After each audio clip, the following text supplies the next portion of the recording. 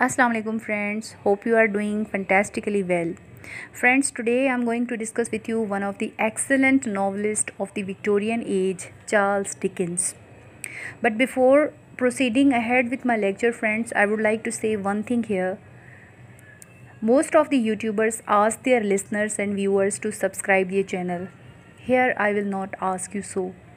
But if you think that my video is worth appreciation, then please encourage me with your like and subscription, because for a YouTuber it is motivation and boost to work ahead with extra energy and spirit. So let's begin the topic without wasting time. Charles Dickens, the greatest novelist of Victorian age, was born in 1812 at Portsmouth, Hampshire, England, and he left this world in 1870 at Gates Hill Station, United Kingdom.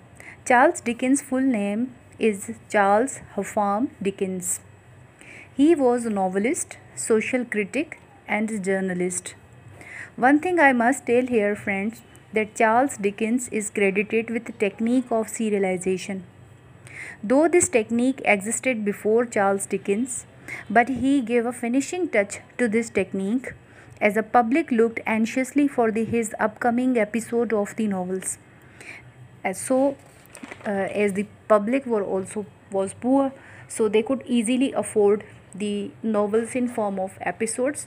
They hardly cost less amount of money, and there were less number of pages, so it was not a heavy and thick book, so they could not afford.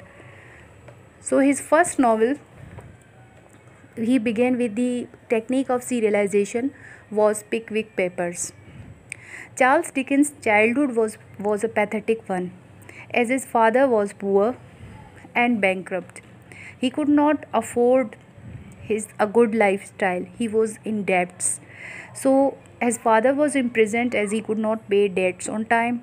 Along with his entire family, all the family went to imprison, excluding Charles Dickens in 1824. So Charles Dickens was sent to a factory where he worked, as his work was to paste labels on the bottles. So very terrible childhood. Charles Dickens' education was only for 3 years.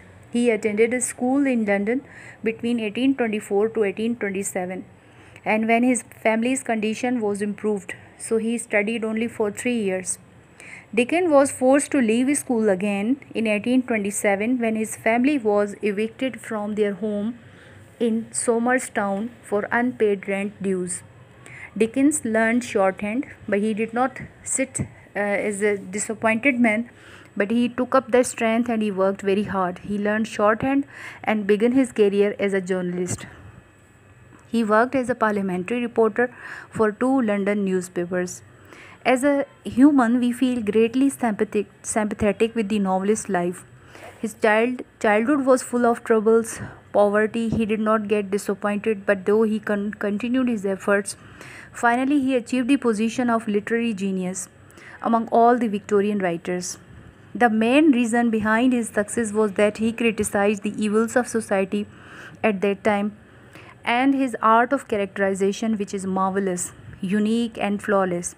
His characters truly represent the Victorian society as if they are moving before our eyes. So Dickens' career started as he started a series of sketches about London life from a newspaper. The newspaper name is The Morning Chronicles. This gave rise to sketches by Bose. Bose was his pseudonym. So he became famous with the Bose, B-O-Z, Bose. It was followed by his first novel, The Posthumous Papers of Pickwick Club, in 1836 to 1837. It is considered that the novel was published in serial form. Now we will discuss which technique Charles Dickens used in his novels. Friends, he used a technique known as cliffhanger. So this technique is what happens is, in this technique, at the end of the novel, there is the writer or the novelist creates so much suspense that the audience is always looking ahead and is guessing what will happen next. this might happen, that might happen. So they are always thinking about it, and they are in lot of suspense. So this is the cliffhanger technique, and he became very successful in this technique. So now we will discuss about the novels which made this novelist a and a successful man. So great, and the novels which became very popular. Number one is the Christmas Carol, which was published in 1843. Oliver Twist, 1837. Great Expectations, 1861. A Tale of Two Cities in 1859. Tale of Two Cities starts with the very famous lines, "It was the best of the times, it was the worst of the times." And this Tale of Two Cities novel depicts the French Revolution. So, Bleak House and Hard Times, published in 1851. David Copperfield, which is written on the novelist's own life. He has depicted his own life through this novel. So, friends, this was all about Charles Dickens and his life. Hope you understand, and hope you like my lecture.